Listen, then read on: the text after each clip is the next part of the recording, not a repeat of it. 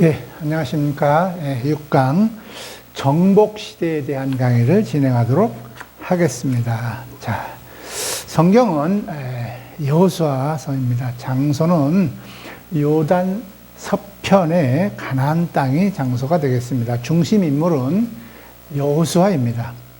주요 사건은 가나안 땅의 정복을 계시하셨고 가나안 땅의 정복을 성취했으며 그 정복을 성취한 땅을 분배한 내용, 그리고 분배된 땅에서 하나님의 백성으로 잘 살아가라고 하는 여호수아의 유언적인 설교가 기록된 내용입니다. 주제는 언약의 땅을 이렇게 빼앗아서 이제 입성한 내용이 되겠습니다. 자, 족장시대의 시작인 아브라함의 탄생이 BC 2166년쯤이라고 학자들이 이렇게 말을 하고 있죠. 자, 요셉이 죽은 때가 BC 1805년 정도로 보고 있고, 그때까지가 족장시대입니다. 자, 1805년부터 약 400년 동안의 기간을 출애굽과 광야 시대로 본다고 할 것 같으면 BC 1406년에는 요단 동편 모압 땅에 들어와 가지고 7년 동안 이렇게 정복 전쟁을 해 가지고 가나안 땅을 점령하게 되었습니다. 자, 가나안 땅에 정복을 계시합니다. 하나님의 정복 명령은 이미 주어졌습니다.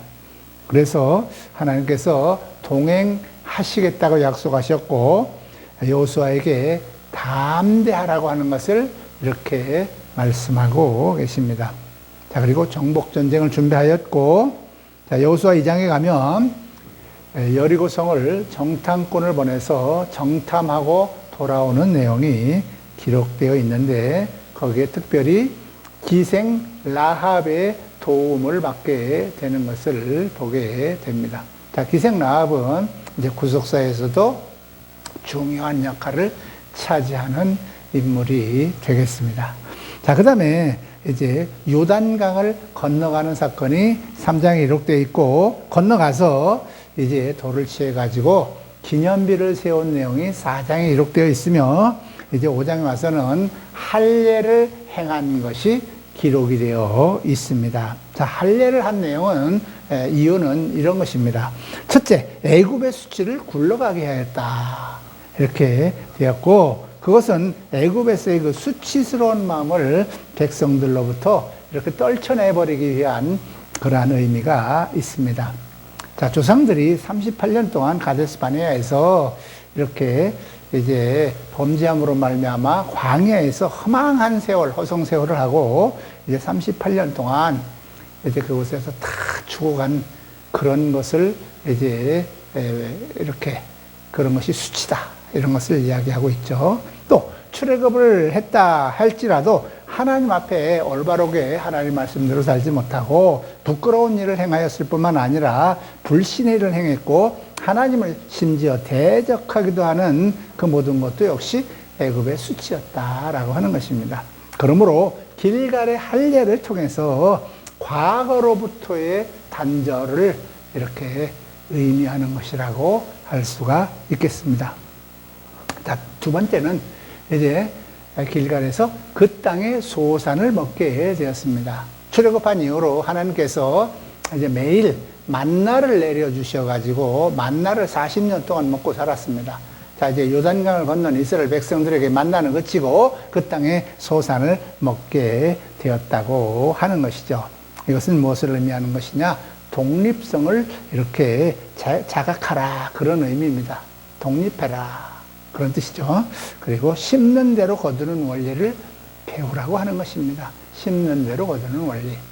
자, 광야에서는 하나님이 아무것도 하지 않고 심지 않았어도 하나님이 거저주시는 것으로 먹고 살았습니다. 그러나 이제는 심어야 거둔다고 하는 원리를 깨우쳐 주기 위해서 만나를 그치고 그 땅의 소산을 먹게 하셨다, 그런 의미가 되겠습니다. 자, 가나안 땅의 정복을 성취한 내용을 한번 살펴보도록 하겠습니다. 자, 중부 전투입니다. 여호수아 6장에서 8장까지의 내용입니다. 자, 먼저 여리고성 전투에서 아주 대승을 거두게 됐죠. 그러나 아간에 의하여 영적인 순결성이 오염되고 불순종으로 말미암아 이제 아간이 죽게 되는, 심판을 받게 되는 내용이 기록되어 있습니다. 자, 그리고 이제 중부전투에서 승리한 이후로 이제 남쪽을 이제 정복해 들어가는 남부 전투가 여호수아 6장부터 10장까지 내용입니다. 첫째, 이제 기브온 족속이 와서 화친을 맺자고 속임수를 써서 이제 여호수아가 거기에 속아가지고 하나님 앞에 맹세하면서 화친을 맺게 됩니다. 속았죠. 자, 그런 내용이 기록되어 있고, 그 다음에 아얄론 전투가 나오게 되죠. 그 다음에 막게다 동굴에서 이제 그곳에서 버티고 있던 5 왕을 이렇게 죽이는 그러한 내용이 기록되어 있습니다. 그렇게 정복전쟁이 끝나고 이제 이어서 북쪽에 남아있는 이제 북부를 정복하기 위한 북부 전투가 여호수아 11장에 기록이 되어 있습니다. 먼저 하솔성을 이렇게 점령하고 했고, 둘째 아낙 백성들을 전멸시킨 내용, 그리고 이제 그럼으로써 전쟁이 그치게 되었다 하는 것입니다. 자, 그리고 여호수아 12장에 가면 이제 그동안에 전투한 내용들, 승전한 내용들을 쭉 기록을 해놓고 있습니다. 자, 이제 들어간 다음에 전부 다 땅을 정복한 다음에는 이제 그 가나안 땅을 이제 각 지파별로 분할해서 나누어 주게 되는 내용이 기록되는데, 바로 13장부터 21장까지의 내용이 그런 내용입니다. 자, 첫 번째는 두 지파 반에게 요단강 동편에 있는 땅을 분배합니다. 그래서 첫 번째는 르우벤 지파, 그리고 갓 지파, 그리고 므낫세 반 지파. 므낫세 지파는 둘로 나누어서 반에게 나누어 주었다, 그런 뜻입니다. 자, 그리고 두 번째는 9 지파 반에게 요단 이제 서편 땅을 이렇게 나누어 줬습니다. 자, 분배 형식은 제비를 뽑았습니다. 제비를 뽑았고, 그리고 네 번째 레위 지파도 이렇게 기업을 나누어 줬는데 땅을 분배받지는 못했습니다. 땅을 분배받지는 못했고, 땅을 받지 못한 대신에 다른 지파들로부터 11조를 받아서 살아가도록 그렇게 했습니다. 자, 그리고 레위 지파에게는 48 성읍을 주었는데 그 성읍의 소유권은 없고 사용할 수 있는 권리만 주었다라고 하는 것입니다. 자, 그리고 요단에 이제 그 동편에다가 제단을 이렇게 실로에다가 실로에다가 이제 요단 서편에다가 실로에다가 제단을 세웠는데, 요단 동편에도 두 지파 반이 승전을 기념하여 제단을 세우게 되었습니다. 아니, 제단 하나만 있으면 되는데 이쪽 저쪽 다 세우다 보니까 이제 이스라엘 지파 간에 전쟁 발발의 위기까지 이렇게 이제 있었지만, 신을 섬기고자 하는 그런 별도의 제단이 아니고 이 기념비를 통해서 요단 서편에 있는 사람들과도 단일 민족이라는 것을 후손들에게 가르쳐주기 위한 기념물이다, 이렇게 해서 요단 동편에 세운 제단을 이렇게 설명하고 있습니다. 그래서 요단 동편에도 제단이 있었고, 요단 서편 실로에도 제단이 있었다 하는 것입니다. 자, 그 다음에 이제 그 끝으로 여호수아의 유언적인 설교가 기록되어 있습니다. 이스라엘 백성에게 하나님의 선하심을 상기시키는 내용, 그리고 이스라엘 백성들이 훗날 하나님을 배신하게 될 것이다 하는 그런 것을 경고하고 있고, 또한 이스라엘 백성들이 과거 불순종했던 역사를 회고해 놓기도 했으며, 이스라엘 백성들이 제발 하나님만을 섬겨라, 그래서 나와 내 집은 하나님만을 섬기겠다 하는 그런 유명한 말을 이렇게 해놨습니다. 자, 여호수아는 결국은 110세에 죽었습니다. 그리고 요셉의 뼈를 세겜에다가 이제 여호수아가 묻어 주었습니다. 출애굽할 때 가지고 나왔던 그 자신들의 그 조상 요셉의 뼈를 세겜 땅에다 묻어 주었다. 이런 것이 이제 정복 전쟁을 하면서 여호수아서의 주요 내용입니다.